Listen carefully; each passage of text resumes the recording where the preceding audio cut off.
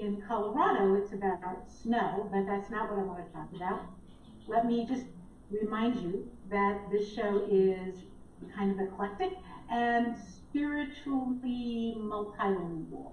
So if I say something and the words kind of jar you, don't worry, just translate into another language and it'll be fine. I also have, if you're watching, you'll notice a dog head in back of me. I have a 1-year-old Newfoundland puppy who is hopefully going to behave and nap through this session. One can only hope, since I already walked her. Anyway, welcome, welcome, welcome. And today I've got some fun stuff I want to talk to you about. You know, we're coming into the holiday season, and for some people, there's a lot of financial worry that happens. My career, just so you know, I've mentioned this before, I've got a PhD at Psych, and some of the research I did was about brain and money, and how we respond to money, which isn't always good. And there's a ton of work out there on the psychology of money, the art of money, the soul of money, lots of books. And in fact, there is even a certification for people to become a financial therapist. They don't tell you how to invest, they don't tell you what to do with your money, but what they do tell you is, what are you thinking about money? And how is what you're thinking about money messing up your money? So I want to talk about this for a couple of reasons. The first reason is, like I said, we're just sliding right into the holiday season, and a lot of people end up with a lot of debt. So we want to kind of address, you know, how to think about money and gifting and generosity and all that stuff before we start spending. That's number one. And then number two, this is a really kind of chaotic time in the world. Not that the world is ever absolutely calm, but because of social media, we're much more aware of something happening. And not only do we know what happened, whatever it happens to be, right, the election, but even if the election isn't over, we can minute by minute listen to opinions and predictions and, oh my gosh, statements and what's going to happen and what are these people going to do and what are they going to do. The end of the world is coming if they win. So there's a lot of chaotic energy and messaging in the world around us. And that, I think, makes it very difficult to make more reasonable choices. Right? If you feel like the world's going to end tomorrow, you might as well spend all your money, right? And do something fun, because why not? Or perhaps you feel like the people in power are going to become more authoritarian. Maybe you should just never spend another dollar because you're going to have to run away. I mean, there's just chaotic information. Astrologically, we are in a position right now where the planet Neptune is very close to the planet Jupiter. And that may not mean a lot to you, but just think about this for a second. Neptune is the planet that controls our dreams, not our goals and visions, but the dream world, our psychic experiences, our night dreams, our things that haunt us. And it's next to the planet Jupiter, and the planet Jupiter expands whatever it's next to. So we're also in a time where our fears can be expanded, but our notions of what we can accomplish and do or succeed at can be expanded. Okay, so what might that mean? Let me take that apart. I definitely have clients, so before I go there, hold that one, let me come back. That because I did so much of this research when I was an academic dean and taught classes in the psychology of money and the psychology of marketing and the psychology of consumerism, because I did that, I also have been able to advise clients not on investing ever, but on where are they psychologically, emotionally with money. And we're in different places, each of us, depending on our background, our history, our experience, our culture. Lots of messages that turn up in our world that make difference. In a relationship, this is really, really important. Why? What if you're a saver in a relationship with a spender? Now, you might think this is a great balance. It also can cause a lot of problems. So there's different ways to manage your money if you're going to deal with those sort of two extremes, right? Spend everything just because if you have it, you should spend it, or wait, save it because I'm going to need it someday. Two different perspectives. So right now, what I'm seeing a great deal of in my clients is them coming to me and saying, I know I should quit my job and I should live that dream of starting a business. Now, some of them have already started businesses, and it's a perfect time for them to work on growing it. But there is this notion that every single person can build a multi-million-dollar business online. And we hear that from some of the coaches out there, not naming any names. There are some great coaches. I've interviewed some great coaches on this show who have really good success with clients who already have a business and they're helping them expand. What some of the coaches don't tell you, the ones who say, hey, anything you want to do, you want to read tarot cards online, you want to sell your knitting, whatever it is, you can, with my help, build this multi-million-dollar business. They have about a 10% success rate with their clients. 10%. I'm not going to mention that, but they have about a 10%. Now, does that mean you shouldn't start a business? No. But what it does mean is before you think about quitting your job and launching an online business, you should deal with your scripts and your ideology and your emotions and psychology around money, because that comes first. And then, when you have that in place, you got it, you figured that out, you know how to deal with blocks, with strengths in there, then you can honestly look at, does starting a business make sense for you? Okay? That's a lot, I know. But we're going to go back and just talk about money. Should some people quit their job and start a business? Yes. Should some people keep their job and start a business? Yes. Should some people have a great job? Yes. There is no one right answer for this. Should somebody, quit their job and get a better job? Sure. There's tons of answers, and there's tons of ways to become financially secure. You don't have to run a multi-million-dollar business to be secure. The truth is, if you are a young adult listening to me right now, your 20s, your 30s, if you started saving $500 a month right now and never stopped, you'd be a millionaire by the time you retire. That's just how it works. Saving money is how most people actually build wealth in this country. It's just that our emotions get involved and we don't know how to deal with our money. Okay. So, why might you have attitudes about money? And I'd love for you to just sort of stop and think about that. What were the messages that you got as a child? What did you receive? Who was in charge of the money? How were financial decisions made? If you came from a family that was always struggling, which so many families do, and so many families are right now, what's the message you get? I have parents who were children in the Depression, at the end of the Depression era. And so they saved everything. I remember when I was helping my mom clean out her house and she was going to move, there was clothing in there that I remember her buying when I was in high school. It was kind of crazy because you saved stuff, right? But she also, because after my dad died, she saw sort of this big chunk of money, and she didn't understand necessarily how to plan for her future. There were clothes that she had bought that still had the tags on them that she never wore, because you had to save things for special, right? Like buy some nice pants and only wear them for a special event. And there was never a special event that was special enough to risk getting those clothes dirty. So it was this interesting sort of push-pull.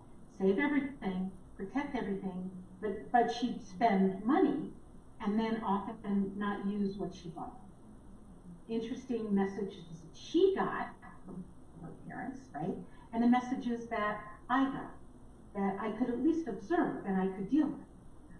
My father was the one who would say to me over and over again, anytime I wanted something, well, save your money, save your money, save your money. Great message. And you know what? I'm a saver. When it comes to first financial decisions, I'm a saver. I look at how can I build security via savings. Some messages I got. It's partly from my culture. Work hard, save money. Partly from my culture. Partly from my parents. And partly from all these financial books I was reading when I was younger. Like, oh, Warren Buffett says save money. Okay, the guy's rich, I should do that.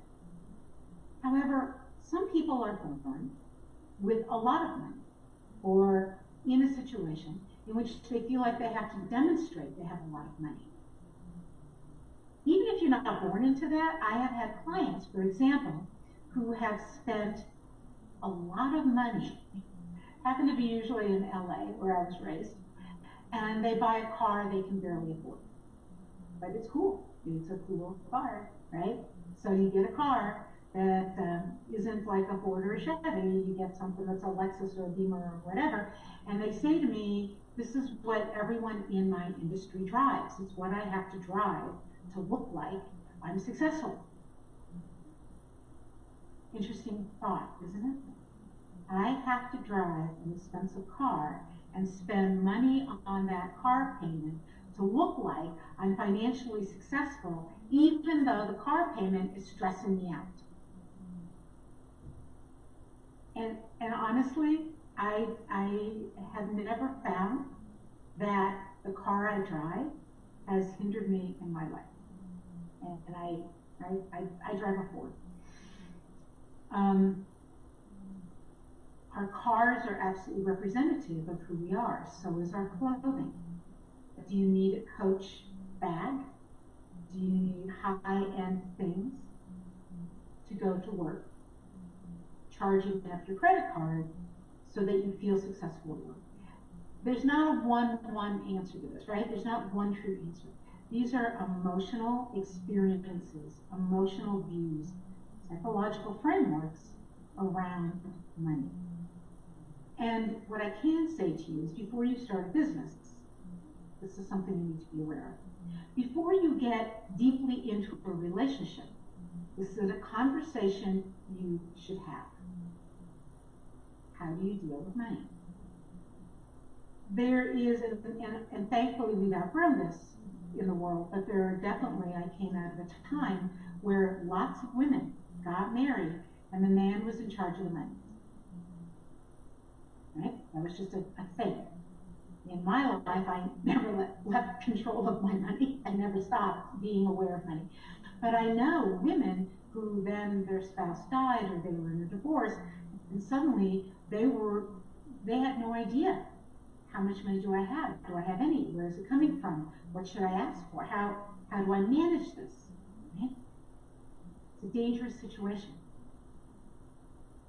It can go the other way, obviously, right? And nowadays, who knows? But in any case, if you have a person in a marriage or relationship and the other person is totally in control of the money, if something happens to that person, what happens to you? Knowledge is power, and knowledge about money is very important. I've written about this. I've written blogs about this and articles about this. I will tell you that in higher ed, right, the world that most of my career was as an academic dean, we were expected on some level to understand budgets. So no problem, I understand a budget. But in the higher ed world, if you went to a meeting, somehow you had permission to say, you weren't the dean, I don't do dollars, I don't do money, right? And we just need to take care of students, and you better spell well, because spelling in higher education is very important. You don't dare go to the table and say, hey, yeah, I don't spell well, even if you're dyslexic. But you can absolutely choose out of saying that you're good with money, which is ridiculous. There's almost a shame in saying, I'm really good with money and I understand it. And people appreciate, right? Are more than willing to say to you, okay, so you're not good with money, it's fine. I remember watching a speaker, Susie Orman, who teaches about money. And I was watching her once, and she stood up on stage and she said, I am very, very, maybe there are 3 varies, wealthy. No shame, no apology. And I appreciated that, because in the spiritual world, in the sort of new agey whatever world, there's some sort of sense that if you have money, you're not spiritual. I'm also an astrologer, you know that, and so I, run in that world a little bit. I've overlapped with people in that world, and it was even the notion that because I had a PhD, somehow I was less spiritual. The notion that I had a full-time job, I was maybe less spiritual. And definitely, if I got to financial security and understood money, I was less spiritual. Just think about that message for a minute, right? And think about, I always think about Tevye in Fiddler on the Roof, right? There's no shame in being poor, but it's no great honor either. Money and spirituality are not connected. Money brings out who we are at our core. Now, at some level, if you're generous, you get more money, you're probably still going to be generous. But too much money, an overabundance of money you can't ever even spend, makes you crazy and stupid, and me. Okay? Here's what I'll tell you. If you're on the road, watch the drivers with the more expensive cars. It's not a steadfast rule. You'll find, little tiny old cars where people drive crazy. But there is an arrogance in the driving for people who have more expensive cars. You can kind of see it. Something about money and having it changes our perspective on who we are in the world. Tons of research on this. It starts with, who are you and what do you bring to the table to begin with? So I've got some really cool books that I can recommend on this, or you can talk to me about this. I can find it in people's charts. I definitely work with people. I don't have the certification in financial therapy, but as a professional mentor, it often comes up. Oh, and by the way, this is the Dr. Elisa show. I'm KUHS Denver the Stream. And you can find me and work with me. How do you find me? You can go to elisarobin.com. That's my website. And you can,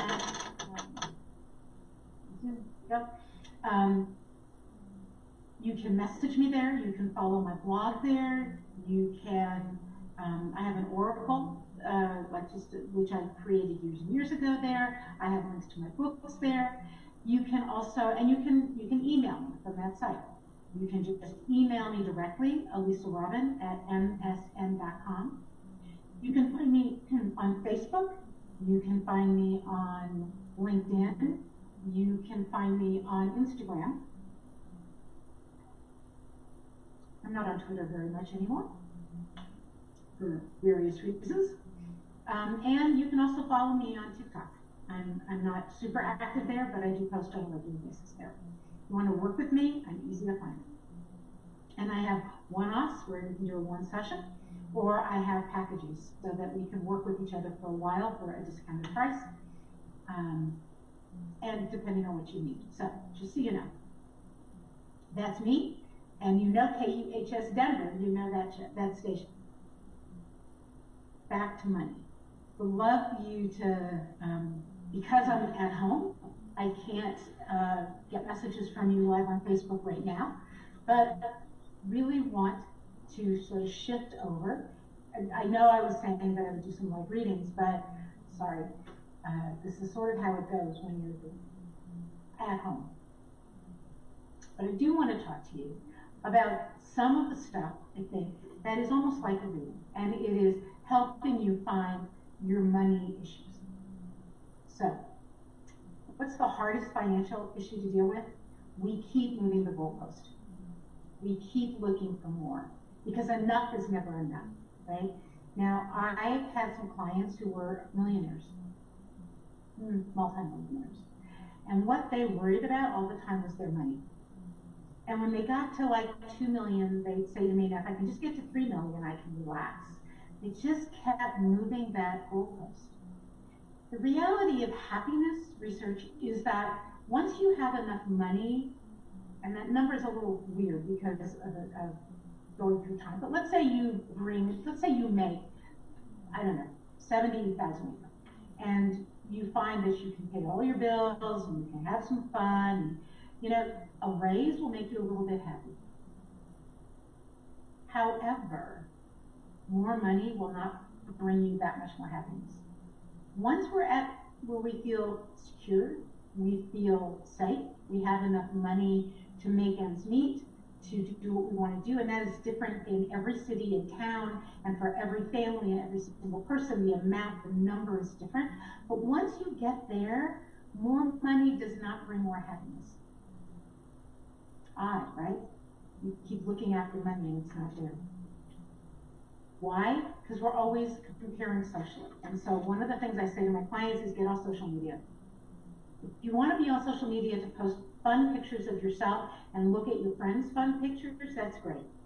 But social media has turned into, I don't know, billboard city or something, right? Like, buy this, save money on that, you could have this will work. Everybody's buying this, look how great I am. Look at this new thing I have. And when we compare, we're not even comparing to reality, because people's lives on social media are real. And yet, that's what we feel like. We really feel like, I don't have enough. I also have to say that there are many things never worth risking for more money. The first is your reputation. Don't risk that to make more money. Your integrity. Don't risk that. Your sense of independence, your family, your friends, happiness, being loved. Never risk those things for money, ever. So I'm going to recommend a couple books, but I'm also going to recommend me if you'd like to do this, because, and I'm going to move in, we're going to do some tarot and some other fun stuff. But your chart often tells me, and tells you, obviously, what is the money stuff about? If you're an astrologer, you know it's usually your 2nd and your 8th house that talk about money. 10th house is reputation. We talk about it as career, but it's really reputation. That 2nd house gives us a lot of information. Where Saturn is in your chart, Saturn can talk about your fears. Okay? And while money isn't, it's so funny, if you travel and you see other people's money, you go to another country, it doesn't look like money, it looks like weird paper, right? And you get it. Money provides the resources. It's a, right? I need to be warm and safe and dry. And how can I do that? I need some way to buy warm and safe and dry. I need to be able to clothe my kids and feed myself and my kids. And so money does that. It has no value other than how it can provide for us. But we give it a whole other sense of power.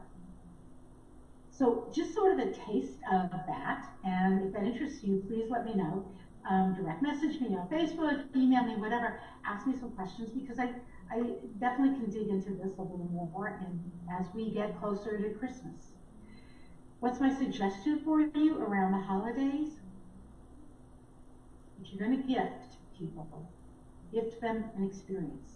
Gift them time with you. Gift them something you can afford, even if they can afford more. Give them something that maybe takes time, right? Take them somewhere.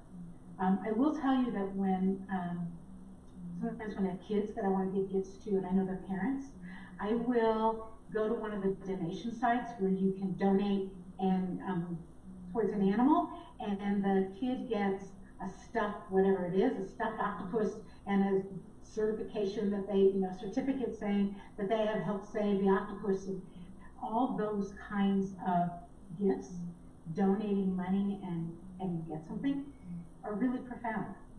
When I was an academic dean and there was a bit of an expectation, it just always is, and it's a nice thing to do, to say thank you to your faculty and staff at the end of the year, I would knit scarves for my staff, and which was just kind of fun. And then for the college at large, I would make a pretty decent sized donation to the Wild Animal Sanctuary here in Colorado, and we would get a certificate. And in fact, we would get a plaque out there at the Wild Animal Sanctuary.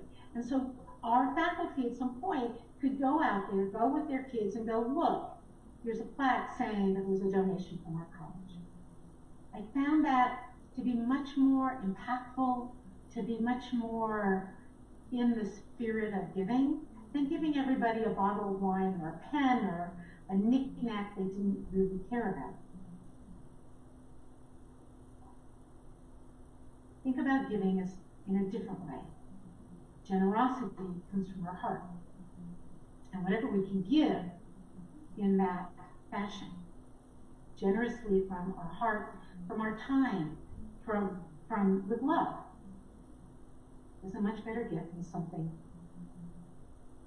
Yeah, I saw it, I bought it, right? Okay, so what I'd love, and you can't do it right now because I'm not on Facebook, but you can at some point. Let me know your thoughts on this, really. Direct message me on Facebook. Go to my Facebook site. There is the Dr. Elisa on the Loose site. That's the official site of the radio show. But you can also just go to my regular site. Message me there. What are your thoughts about money? Where do you get hung up with this?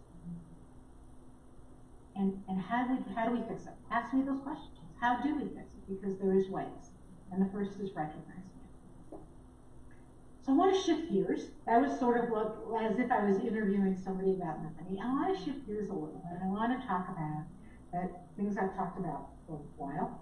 I already did a taste of astrology. I want to talk about the other thing that happens this time of year, which is people wanting predictions. We want to know. We have a visceral response, a physical response, an emotional response to the closing of the year, the start of another year. Is it going to be different? Is everything going to change when I turn that calendar page? The answer is probably not. But can I make that year different for me? Yes, I can. Right? Any of us can. We can change it. And so what is that drive for this sort of prediction? I want to know, right? We all want to know. And what are some of the tools we can use to help us? Now let me say that when I work with a client with astrology, I do not predict. I tell you energies. I tell you possibilities. I tell you the crossroads you may come to and how to make choices. But it's always free will. You always have free choice. So the world isn't preordained coming down on you. There are things you get dealt a hand, and it's your choice how you deal with it. And some of those hands are lovely, right? You get born into a family with enough money to make you secure, and not too much money so that you don't turn into a jerk, and you get a decent education, and you make good friends. Some people get dealt a good hand, and some people get dealt a much harder hand. They are born into a family with less money. They are born into a family where there is diseases of whatever kind, or they have a disease, or they get sick young. So we're dealt cards, and then we can make choices. So are we all starting from the same point? No, we're not. If you are born and have childhood cancer, you are not starting at the same point that all your other friends in school are. If you hit your 30s and are diagnosed with MS, you are not like all your other friends. You've been dealt a different hand, but you can still make choices. And that's my perspective, and it's what I do with astrology. So how do you go into this new year then, wanting to know that life is going to be better? Okay? So some of it's choice, and I'm going to give you some tools. We're going to play with some stuff here. If you're one of my clients and you're listening, you can text me because I am at home with my phone, and so you could text me and ask me some questions there, and I can do something about it. Now, what I'm going to talk about are tarot cards. I'm going to tell you that, and I've written about this too. Tarot cards are just pieces of paper, right? If my dog gets a hold of this, it's a shredded piece of paper. Where's my dog? Good question. There's no magical power in these things. They're just pieces of paper. We think, and yes, they've been around for a long time, probably since the 1400s, and we're pretty sure, regardless of what everybody says about their magical, mystical origin, most of them started as a game in Italy, which kind of makes sense when you look at them. And then through time, they were used differently. There are two elements. There's the major arcana, which are the cards that show our spiritual journey, is what we've turned that into. And there are the minor arcana, which are like our normal playing cards. The suits are a little bit different, but they number the same, right? King, queen, maybe ace, king, queen, right? Jack, 10, right? They have slightly different names. So there's nothing magical in them, but as a way to help us focus, they end up being a lovely tool.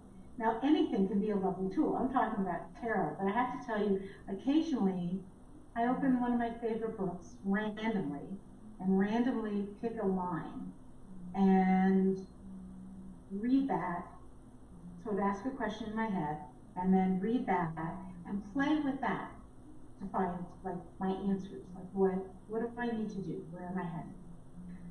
I have played the game of randomly going into the library, because I love libraries, and picking up a book and opening up a page. And one of the times I did that, it opened to something that somebody had been using as a bookmark. That was a piece of paper that said everything's going to be okay. And it was at a really stressful time in my life, and I thought this was brilliant. I didn't need a tarot deck. I didn't need anything. I got this. What I learned from that, and what I'd like to share with you, is there are messages around us all the time. Here's my personal belief, is that we weren't sent here without instructions. Right? A frozen burrito has instructions. Take the paper off, put it in the microwave. Don't eat it if it's too hot. There's instructions for everything. So I'm pretty sure there's instructions that were sent with us. I believe they're in your chart. And I believe you can also get guidance by just paying attention to the messages around you. So, how do you do that with tarot? Now, I will tell you, when I first got my very first tarot deck, I think I was 13. I'm not sure. It came with a book, and we were supposed to memorize all this stuff, and I just couldn't get around to it. But when I got to college, I took a class in Jewish mysticism, my first year in college, and a woman came in, it was about Kabbalah, and a woman came in with a tarot deck, and she talked about the major arcana, and how it was the spiritual journey, and how you could see it played out. And I realized from that point, I didn't need the book. I just needed to understand the messages and the pictures, and my response to them. So, point one, pick a deck you like. There is no such thing as a beginner deck. Just throw that out. That means you're going to get the basic deck that everybody's used, and you're going to memorize the book, and find a deck you like. Get one that calls to you. You like the art, you like the colors, you like the pictures.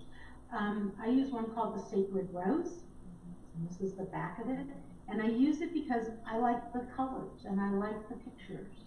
And when I look at them, they bring things to mind for me. Because again, the cards are just a tool. You're looking at a card, you ask a question, you're looking at a card the same way you could open a book, and you're just letting your mind play with the pictures and the colors and the meaning. And what does that mean for you? That's one. Two, I make it really easy.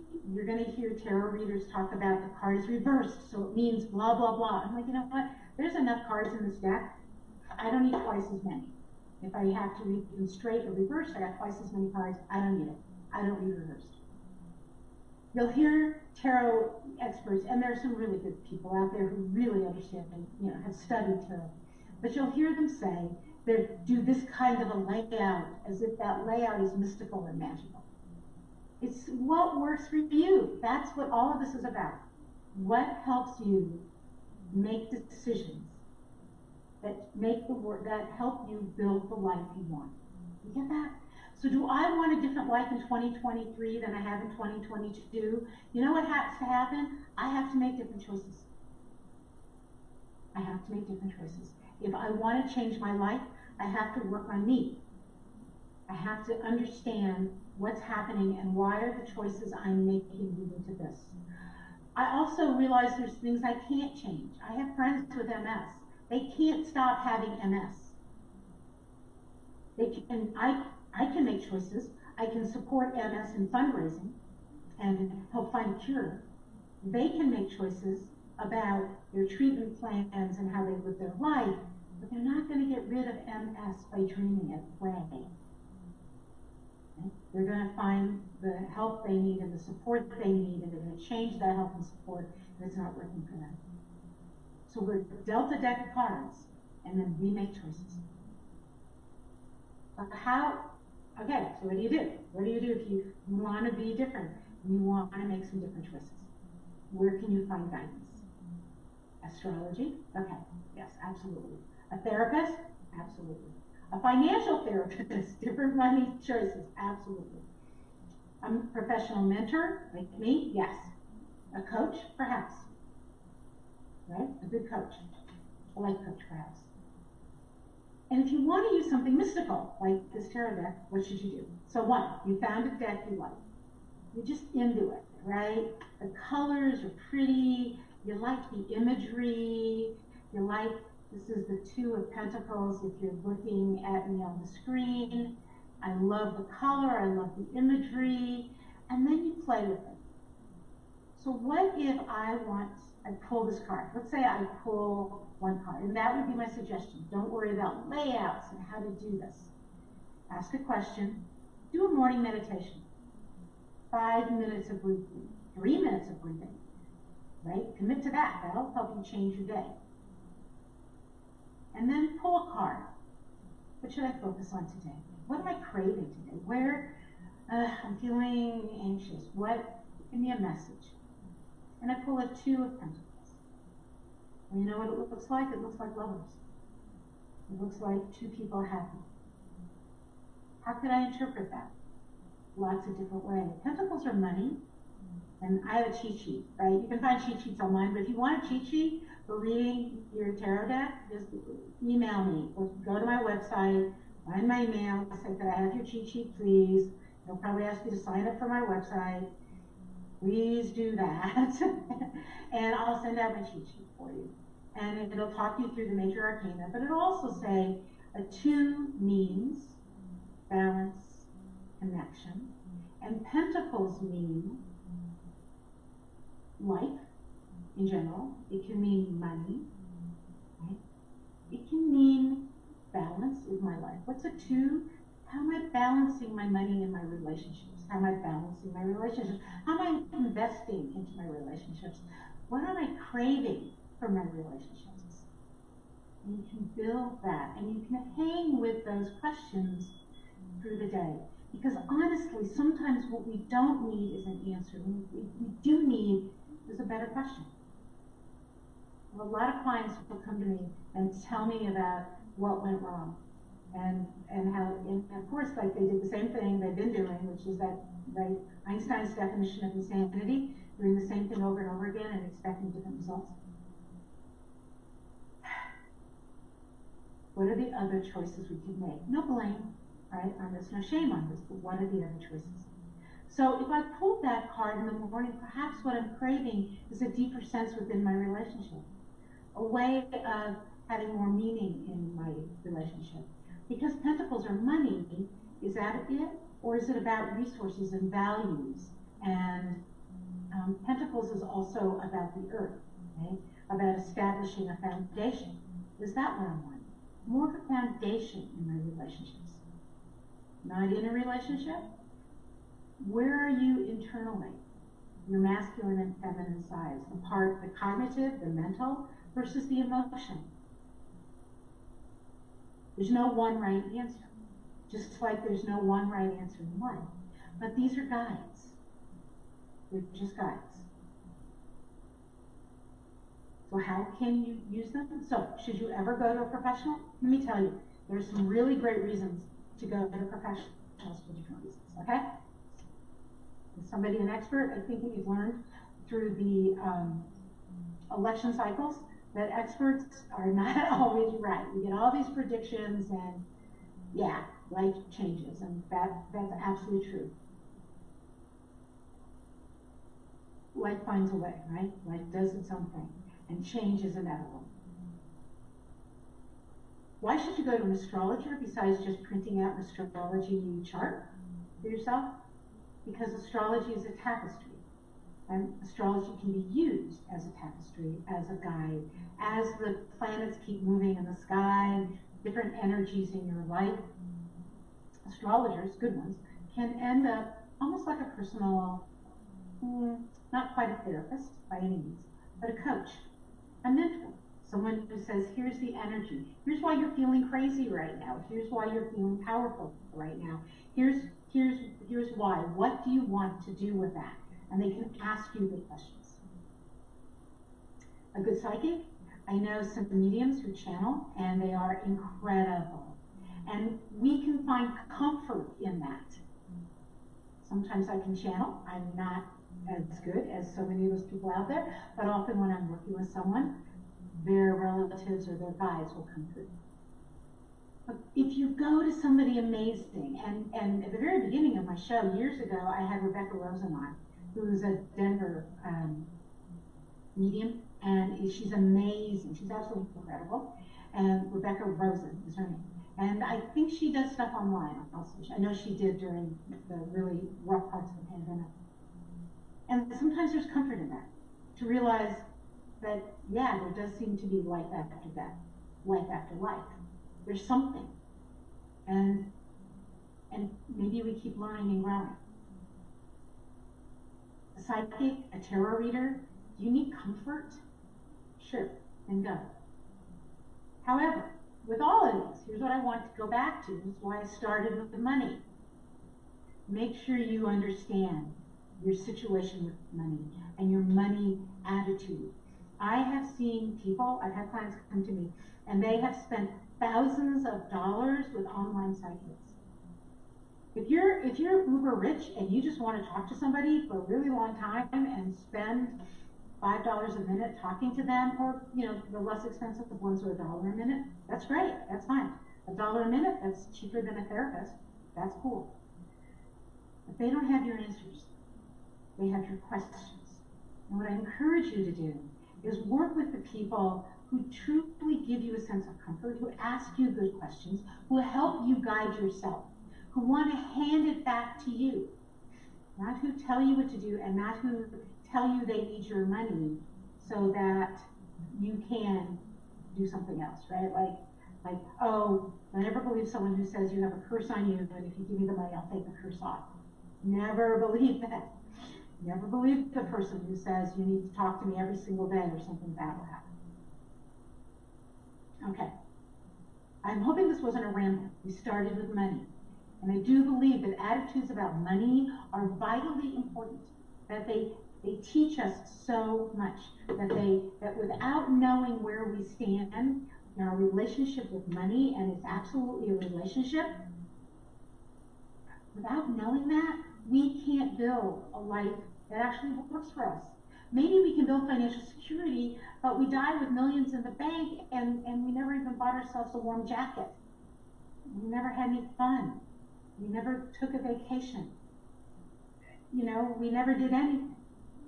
Perhaps we have the warm jacket and the Coach bag and the new car and the, I don't know what, the vacation to Italy or wherever, and we're so far in debt we can't sleep at night. Neither of those are good.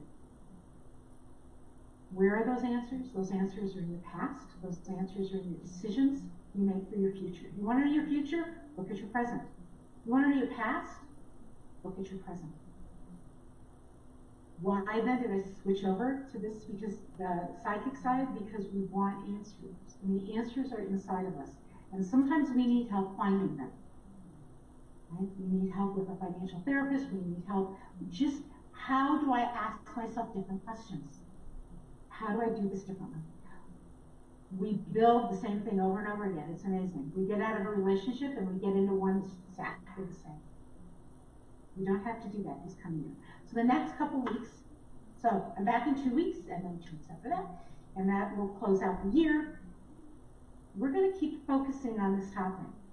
How do you make choices that help you build a 2023 that you truly want to live in? How do you do it? How do you make those choices?